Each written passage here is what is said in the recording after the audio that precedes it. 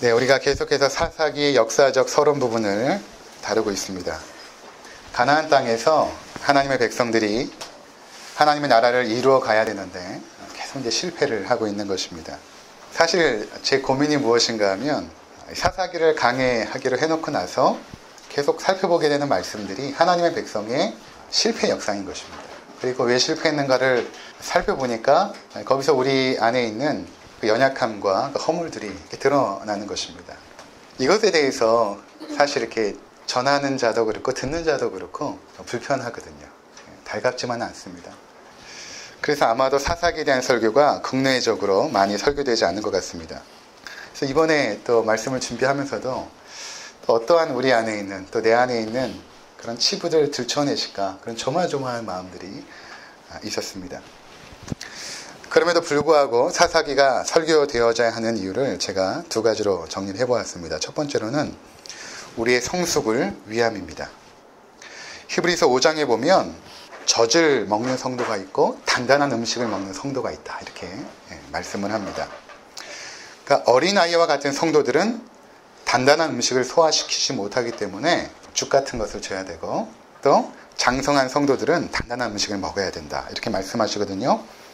히브리서 5장 12절과 14절 때가 오래되었으므로 너희가 마땅히 선생이 되었을 터인데 너희가 다시 하나님의 말씀에 초보에 대하여 누구에게 가르침을 받아야 할 처지이니 단단한 음식은 못 먹고 젖이나 먹어야 할 자가 되었도다. 이는 젖을 먹는 자마다 어린아이니 의의 말씀을 경험하지 못한 자요 단단한 음식은 장성한 자의 것이니 그들은 지각을 사용함으로 연단을 받아 선악을 분별하는 자들이니라. 그러니까 제 바람은 무엇인가 하면 여러분들이 초보적인 어린아이의 신앙을 벗어나서 이제는 좀 단단한 음식을 먹을 수 있는 성숙한 성도들이 되기를 바라는 마음이 있습니다. 그리고 저는 충분히 여러분들이 소화시킬 수 있다라고 판단하고 있습니다. 그래서 사사기를 계속해서 증거하고 있는 것이고요.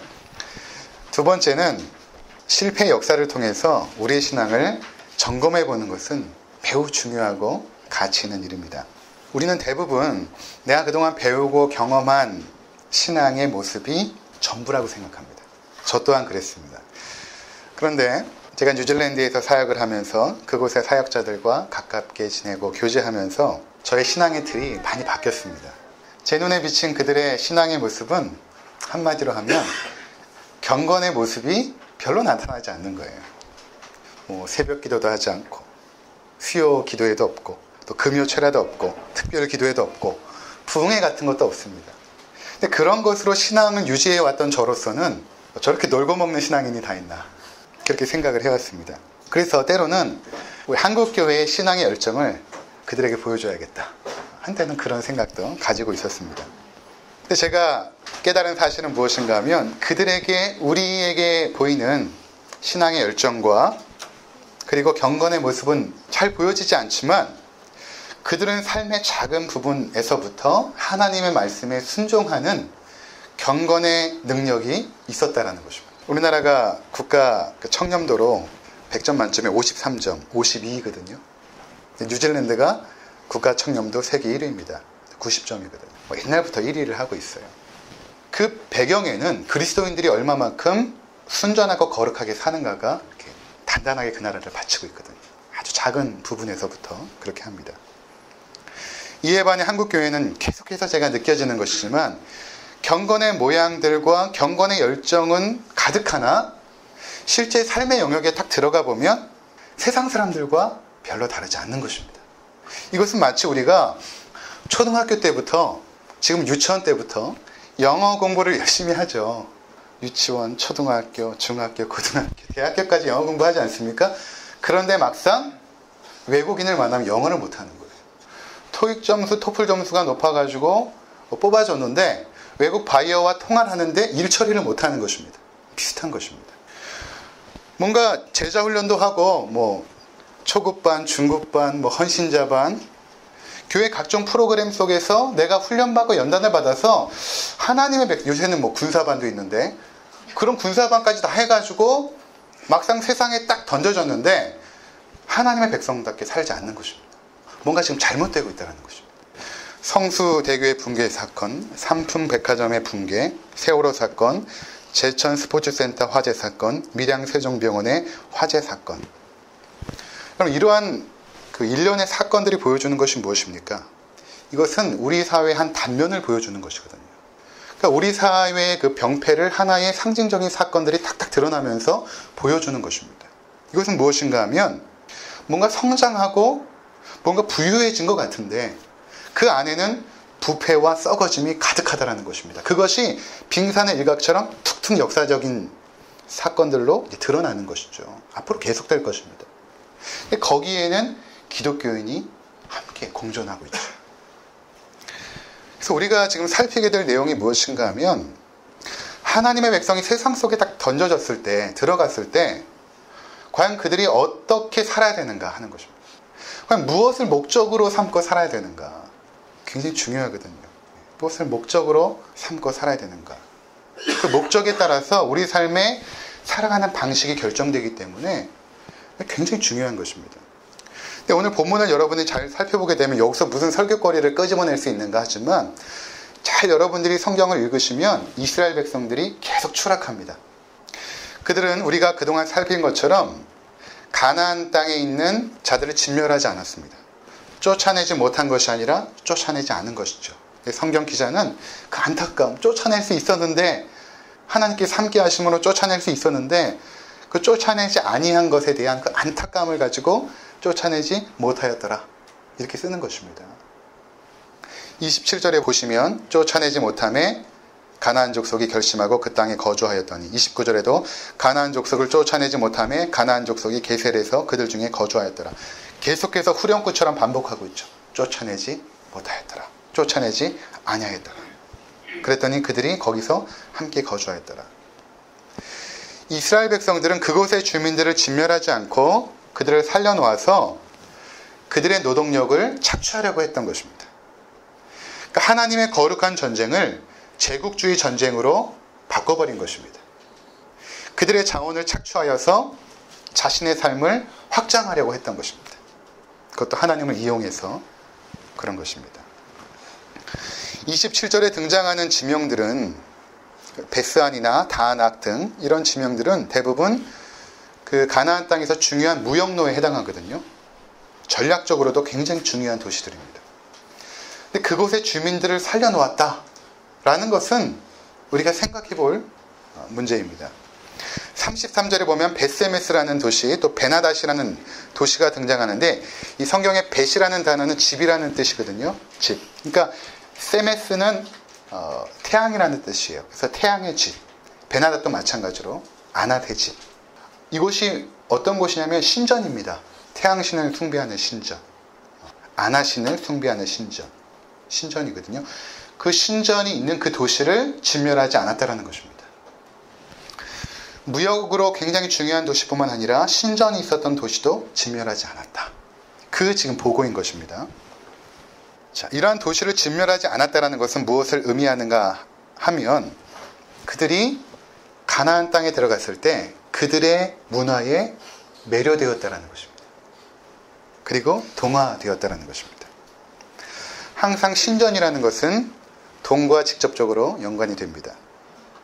무역이 번성한 곳일수록 신전이 화려하고 거대합니다. 왜 그럴까요? 그것은 가나안의 신들은 나중에 우리가 살펴보게 될 텐데 대부분 다산과 풍요와 안정을 보장해주는 신들입니다. 그들이 바알 신이고 아스타롯이고 그런 신들이거든요. 그들이 그런 것들을 보장해주는 신이에요. 그러니까 그 신들을 잘 달래주면 그들이 우리에게 주는 것은 무엇인가 하면 풍요 그리고 안정. 풍요를 얻었으니 그것을 지켜야 되지 않습니까? 안정. 그 신들을 달래주기 위해서는 물질을 드리기도 하고 때로는 그 신전에 창기가 있었거든요. 그래서 신전 창기와 성적인 행위를 통해서 그 신들을 자극시키면 우리에게 풍요로움을 준다라고 믿었습니다. 근데 그것을 진멸하지 않은 것입니다. 이스라엘 백성들이. 왜 그랬을까? 우리가 충분히 추론할 수 있습니다. 그것은 그래도 그것을 얻고 싶었던 것입니다. 그들이 누린 풍요와 안정들을 자신들도 얻고 싶었던 것입니다. 그러려면 어떻게 해야 됩니까? 그들을 진멸하면 안 되죠. 그들을 살려놓고 어떻게 하는지 보고 배워야 되는 것입니다. 그래서 오늘 성경에 보면 그들을 쫓아내지 않은 것입니다. 쫓아내지 않고 어떻게 합니까? 노역을 시켰다는 것은 부리는 종으로 한 것도 맞지만 그들에게서 배운 것입니다. 삶의 방식을. 어떻게 사는가? 그들이 어떻게 농사를 짓고 어떻게 수확을 하고 또 농사를 지으려면 비가 와야 되고 햇빛이 적당할 때 비춰줘야 되는데 그것을 신으로부터 어떻게 보장을 받고 어떠한 의식을 통해서 그들의 삶이 영위되고 있는가, 이것을 그들이 배우고자 했던 것입니다. 그래서 남겨놓은 것입니다. 그만큼 그들의 삶이 매혹적이었던 것입니다. 40년을 광야에서 헤맸던 이스라엘 백성에게 가나안의 문화는 그야말로 매혹적이었던 것입니다.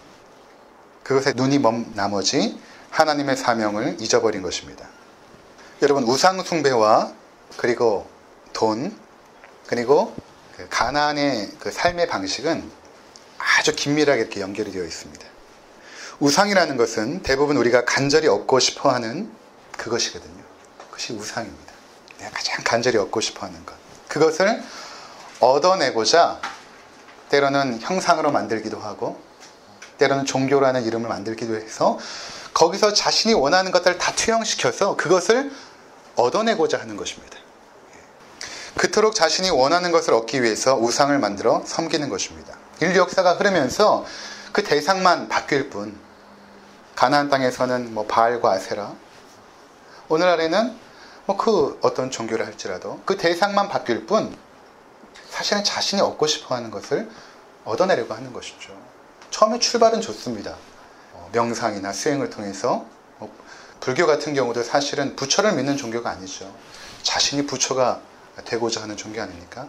그런 어떤 그 수행의 종교, 그리고 윤리를 중요하고 도덕을 중요하게 생각하는 그 종교가 여러분 잘 보시면 결국에는 절에 가면 칠성당 있지 않습니까? 원래 없었던 것입니다. 칠성당을 만들죠, 결국. 그래서 거기서 복을 기원하죠. 자신이 얻어내고자 하는 것들을 얻어내려고 하는 것이죠. 이미 오래전에 소크라테스는 인간의 삶의 목적이 행복이라고 말했습니다. 모든 인간은 자신의 행복을 추구하며 살아갑니다. 그리고 그 행복은 자신이 가진 풍요로움과 그것을 누릴 수 있는 건강, 그리고 그것을 함께 나눌 수 있는 사람들, 이러한 것이 뒷받침되어질 때 행복하다라고 우리는 생각을 합니다. 아마 여기서 이의를 제기할 사람은 아무도 없을 것 같아요. 근데 여기서부터 우리가 이제 중요한 것입니다. 그러니까 우리가 지금 살아가는 삶의 목적이 지금 행복이라고 생각을 하고 있는 거예요.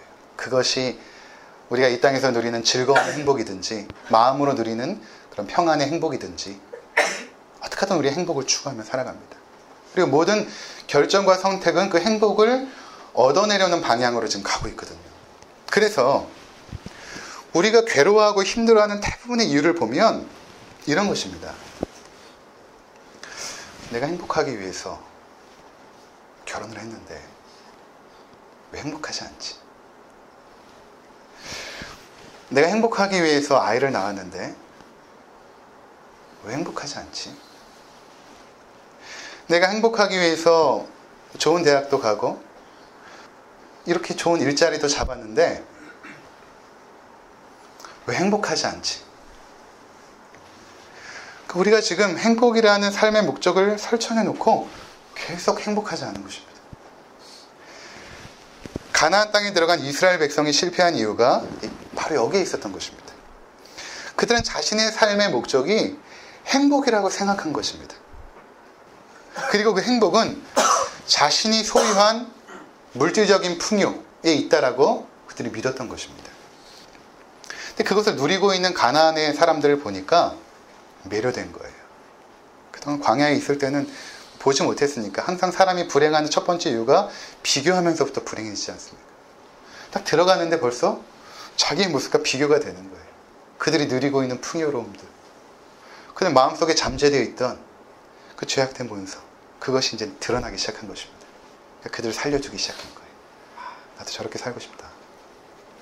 삶의 목적이 행복으로 규정되어지면 당연히 풍요로움을 추구하게 되고 삶은 그것을 얻어내기 위한 방식으로 흘러갑니다. 그런데 문제는 이 땅에서 누릴 수 있는 인간의 자원은 한정이 되어 있어요. 그래서 경쟁할 수밖에 없습니다. 목표는 1등인데 뛰어가는 사람은 100명인 거예요. 경쟁해야 되죠. 근데 경쟁을 하는데 어떤 사람은 출발선에 딱 서서 경쟁하는데 어떤 사람은 금수저로 태어나서 저기 50m 앞에서 출발하는 거예요. 어떤 사람은 저 뒤에서 출발하는 것입니다. 부모 잘못 만나서. 근데 어떤 사람은 출발선에도 서지 못해요. 그걸 경쟁하면서 공정한 룰과 잣대가 적용되는 것이 아니라 그렇게 심판하는 사람도 타락했어요.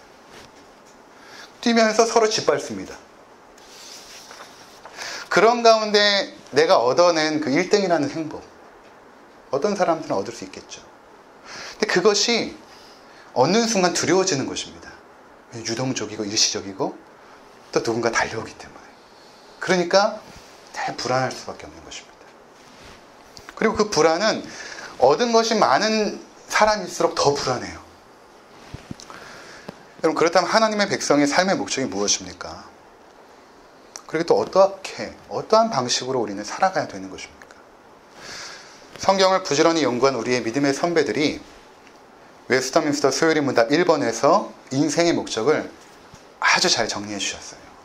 무엇인가 하면 인생의 제일 되는 목적이 무엇입니까? 이렇게 대답합니다. 하나님을 영화롭게 하고 그를 영원토록 즐거워하는 것입니다. 그러니까 우리가 이전에는 관심이 어디에 있냐면 나에게 있는 것입니다. 나의 행복. 그래서 나를 행복하게 하지 못하는 모든 것들은 나쁜 거예요. 악한 것입니다. 그것이 사랑하는 아내나 자녀일지라도 나의 행복을 가로막는다면 내 아이도, 사랑하는 아내도, 부모까지도 그들에게 주목을 휘둘 수 있는 자들입니다. 우리. 근데 성경이 말하는 것은 너의 행복을 위해서 살아가는 자들이 아니라는 것입니다. 굉장히 중요한 거예요. 너희들은 하나님의 영광을 위해서 살아가는 자들이다. 먹든지 마시든지 무엇을 하든지 하나님의 영광을 위해서 살아가는 자들이다. 왜 그렇습니까? 왜 우리는 하나님의 영광을 위해서 살아가야 됩니까? 내 행복을 위해서 살아가면 안 됩니까? 제가 매일 이제 희수하고 밤에 잘 때 하는 놀이가 있어요. 이제 방에 엄마가 그 야광별을 붙여줬거든요. 저 별은 누구 거지? 희수, 하나님. 해는 누구 거지? 하나님. 달은 누구 거지? 그래서 뭐 형아는 누구 거지? 누나는 누구 거지? 해가지고 다 하나님 이제. 그 다음에 제가 물어보는 게 있어요. 희수는 누구 거지? 하나님. 그럼 희수는 누굴 위해 살아야 되지? 하나님. 그럽니다. 하나님이 우리의 창조주세요. 우리의 주인이십니다. 그렇기 때문에 창조주 하나님을 위해 살아가는 것은 너무나 당연한 것입니다. 근데 이 땅에 죄가 들어오고 나서부터 하나님을 위해서 살아야 되는 인간이 이제는 자기 자신을 위해서 살기로 결정한 것입니다. 그래서 선악과를 따먹은 것이거든요. 하나님 말씀을 더 이상 듣지 않겠다는 것입니다. 내가 스스로 선과 악을 판단하고 내 앞길은 내가 알아서 살겠습니다. 하나님 더 이상 상관하지 마세요. 그것이 선악과를 따먹은 것입니다.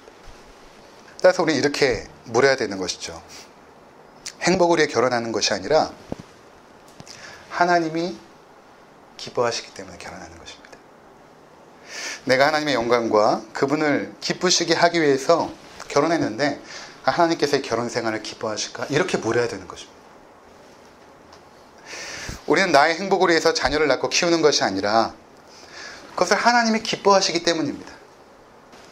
내가 하나님의 영광과 그분을 기쁘시게 하기 위해서 아이를 낳아 양육하는데 지금 내가 아이를 대하는 이러한 방식을 하나님이 기뻐하실까? 이렇게 물어야 되는 것입니다.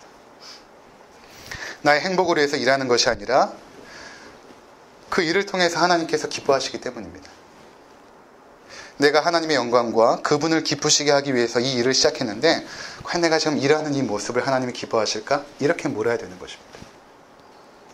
이것은 우리의 삶을 전혀 다르게 바라보는 것입니다. 자기 중심적인 삶에서 하나님 중심적인 삶으로 바뀌는 것입니다. 지난주에 성도는 성공이 아니라 순종을 추구하는 자들이라고 말씀드린 바가 있습니다. 오늘 말씀 속에서 우리가 깨닫게 되는 것은 성도의 삶의 목적은 행복이 아니라는 것입니다. 하나님이 영화롭게 하고 그분을 기쁘시게 하는 것입니다. 놀라운 것은 그럴 때 우리의 삶이 행복해져요. 하나님께서는 우리에게 그분의 영광과 기쁨을 위해 살아갈 때 세상에 줄 수 없는 행복과 평안을 주세요. 그동안은 막 내가 그것을 노력하고 추구해서 얻으려고 했는데 막상 얻어줘도 불행했는데, 그것은 우리의 삶의 목적으로 내려놓고, 목적에서 아예 그냥 내려놓고 하나님의 영광과 그분을 기쁘시게 하는 삶을 시작하면서부터 하나님이 나에게 주시는 은혜들이 있어요. 선물이 있습니다. 평안이 있어요. 거기서 행복을 얻는 자들, 그것이 성도라는 것입니다. 신명기 6장 4절부터 보면 이렇게 말씀하십니다.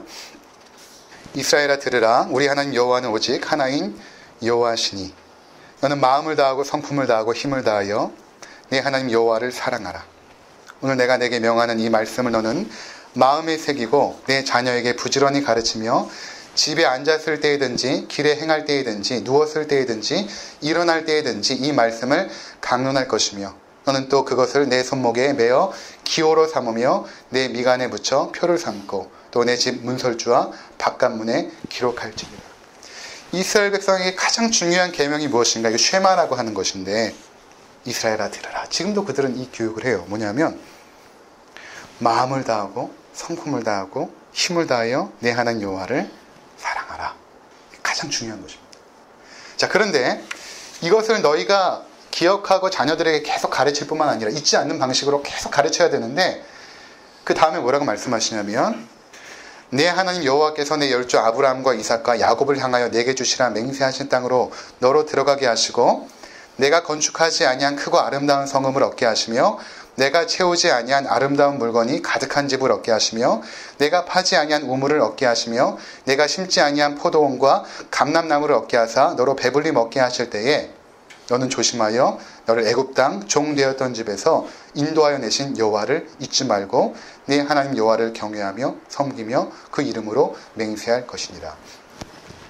하나님을 사랑하고 온 마음과 정성과 뜻을 다하여 그분을 사랑할 때 하나님께서 네가 심지 아니한 것들을 얻게 하리라 약속하시거든요. 하나님께서 주신다라는 것입니다. 사실 우리는 거기까지는 생각할 필요는 없어요. 왜냐, 하나님의 복이니까. 근데 우리는 하나님을 이용해서 내가 원하는 것들을 얻어내려고 하죠. 성도들은 하나님만을 추구하는 자들입니다. 하나님과 플러스 어떤 것이 아니에요. 예수 믿고 잘되고 형통합니다가 아닙니다. 예수 믿는 것만 중요한 거예요. 플러스 잘되고 형통합니다를 여러분의 그 머리에서 아예 지워버리세요. 복음이 아닙니다. 복음이 아니에요.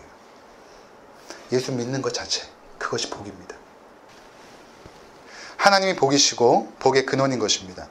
그분을 통해 나의 삶을 확장하고 행복하게 만들려는 것이 아니라 하나님을 얻었다면 다 얻은 것이에요. 그러기에 우리는 세상과 비교할 필요가 없습니다. 그들하고 달라요. 그들의 삶의 목표와 우리의 삶의 목표가 달라요. 그러니까 비교를 할 필요가 없죠. 또 경쟁하지 않습니다. 근데 대부분 불행한 이유가 비교와 경쟁 때문입니다. 주변 사람들이 사랑의 대상이 되고 섬김의 대상이 되어야 되는데 이제는 경쟁하니까 착취의 대상이 되는 것이죠. 짓밟고 올라가야 되는 대상이 된 것입니다. 평안이 없죠. 이 땅에 평안이 있습니까? 평안이 없습니다. 근데 이스라엘 백성들은 계속해서 추락합니다. 여기서부터 잘못했기 때문에. 처음에는 가나안 백성들을 남겨둬서 그들로부터 삶을 배워가려고 해요. 이스라엘이 그것을 허용한 것이죠. 그런데 나중에는 완전히 그들 속으로 들어가 버립니다. 한번 볼까요? 사사기 1장 32절. 아셀 족속은 그 이스라엘 족속이에요. 찬양이라는 의미의 그런 지파인데, 이름인데, 그 아셀 족속, 하나님의 백성이 그 땅 주민 가나안 족속 가운데 거주하였으니 이는 그들을 쫓아내지 못함이었더라. 처음에는 여러분 잘 보세요. 29절을 잘 보세요. 가나안 족속이 게셀에서 그들 중에 거주하였더라. 30절에도 가나안 족속이 그들 중에 거주하면서 노역을 하였더라. 여러분 이 역전현상을 지금 이해를 하시는지 모르겠는데, 처음에는 이스라엘 백성이 그들을 진멸하고 그들을 남겨두었어요. 그래서 그들로부터 삶을 배워나갔단 말이에요. 그 이스라엘 백성들이. 그런데 나중엔 어떻게 했냐면 32절에 보니까 아셀 족속이 그 땅 주민 족속 가운데, 이 가운데라는 것은 그 민족의 중심부로 들어갔다라는 것입니다. 아예 그들 삶으로, 그들의 삶의 중심부로 그들이 들어가 버린 거예요. 이 역전이 된 것입니다. 그들이 우리 민족과 함께 살아가는 것을 허용하다가 이제는 가나안 민족으로 들어가 버린 거예요. 여러분, 이것이 무엇을 의미하는지 아십니까? 처음에는 가나안의 문화와 삶의 방식을 허용하는 단계에 있다가 나중에는 그것을 아예 추구하고 쫓아갔다는 것입니다. 그러니까 우리가 깨어있지 않으면 이러한 역전 현상은 우리 삶에 아주 쉽게 일어납니다. 나중엔 내가 하나님의 영광을 추구하는 것인지 아니면 내 행복을 추구하는지 분간되지 않아요. 깨어있지 않으면. 어느 순간 이렇게 되는 것이 아니에요. 추락이라고 제가 제목을 잡았는데 한 번에 탁 떨어지는 것이 아니라 조금씩 떨어지는 것입니다. 이게. 가랑비에 옷 젖는 것처럼 조금씩. 그래서 사사기 1장의 역사가 이렇게 맺어지거든요. 36절에 보면 아모리 족속의 경계는 아그라빔 비탈의 바위부터 위쪽이었더라. 아모리 족속이 가나안 족속인데 가나안 족속의 경계를 말하고 나서 1장이 딱 끝나죠. 서론, 역사적 서론이. 원래는 이렇게 언급이 돼야 돼요. 이스라엘 백성의 경계는 그들이 정복함으로 여기까지 얻었더라. 하나님이 약속하신 땅 여기서부터 여기까지 그들이 얻었더라. 이렇게 돼야 되는데 그렇게 되지 않았다라는 것입니다. 또 34절에 보면 아모리 족속 가나안 족속이에요. 아모리 족속이 단자손은 그 이스라엘 백성이거든요. 아모리 족속이 단자손을 산지로 몰아넣고 골짜기로 내려오기를 용납하지 아니하였으며 역전 현상이 생겼죠.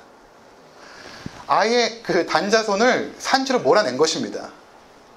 그래서 그들이 이스라엘의 지역적으로 보면 맨 꼭대기에 있어요. 단자손이. 맨 꼭대기, 거기 산악 지역. 거기까지 쫓겨난 것입니다. 얼마나 비참합니까? 하나님 백성들이. 사랑하는 성도 여러분, 우리의 모습을 돌아봅시다. 나는 과연 하나님의 영광과 기쁨을 추구합니까? 아니면 세상의 행복을 추구하십니까? 여러분의 삶의 우선순위가 하나님의 영광과 기쁨입니까? 아니면 세상의 행복입니까? 주님께서 이 땅에 오셔서 이렇게 말씀하십니다. 너희는 가장 먼저 하나님의 나라와 그분의 의를 구하라. 그러면 이 모든 것들은 내가 더하여 주겠다. 기도를 가르쳐 주시면서도 하늘에 계신 우리 아버지요, 이름이 거룩히 여김을 받으시오며 이렇게 하나님을 찬양한 다음에 첫 번째 기도 내용이 뭡니까? 하나님 나라가 임하게 해주십시오. 하나님 나라가 임하게 해주십시오. 그것이 성도의 목표이고 목적이고 우선순위입니다. 가장 먼저. 내 안에 그리고 우리 가정 안에 하나님의 영광과 목적만이 올곧게 설 수 있도록 여러분들이 기도하셔야 됩니다. 여러분의 자녀의 삶의 목적이 무엇입니까? 여러분 자녀들이 어떻게 되기를 원하세요? 세상에서 성공하기 원하십니까? 행복하게 살기 원하십니까? 아닙니다. 하나님을 기쁘시게 해드리고 하나님의 영광이 되어드리는 자녀들로 세워나가는 것이 부모의 가장 중요한 역할이에요. 그래서 사실 개혁주의 교회는 주중에 아무것도 안 해요. 여러분, 우리 교회는 주중에 아무것도 없어요. 개혁주의 교회 안 해요. 가정에서 그 역할이 너무 중요하기 때문에 엄마의 역할, 아내의 역할, 아버지의 역할, 회사에서, 직장에서 그 역할, 하나님 나라를 이루어가는 그 역할, 그게 너무 중요하니까 교회는 예배드리는 날, 주일날, 다른 건 일절하지 않아요. 근데 우리는 자꾸 그런 것으로 교회에서 모여서 프로그램을 해야만 뭔가 내 신앙이 되게 좋은 것처럼 생각되어지죠. 그래서 40일 새벽 기도 했는데 올해는 뭔가 잘 될 거야. 뭔가 뿌듯해지지 않습니까? 삶의 영역에 탁 들어가니까 서류 조작하고 거짓말하고 위조하고, 그래서 단지파처럼 쫓겨난 것입니다. 야, 그리스도인들 너희들 하나님 믿고 거룩하고 순전하게 산다며. 근데 왜 이따위로 살아? 왜 개독교 아니야? 이렇게 된 것이에요. 참 우리에게 사사기는 아픔을 주죠. 하지만 말씀 들어야 됩니다. 하나님의 말씀이기 때문에. 이제 여러분 처음부터 시작하셔야 돼요. 내 행복이 삶의 목적인 줄 알았는데 그건 아닙니다. 하나님의 영광을 추구하시고 그것을 위해서라면 여러분 낮아지시고 여러분 의지도 꺾으시고 눈앞에 있는 유익도 포기하시고 그렇게 살아가는 것입니다. 그리고 나중에 하나님 앞에 위로받으시고 그리고 주님 앞에 위로받으세요. 그렇게 살아가신 우리 모두가 되시기를 주의 이름으로 축원을 드립니다.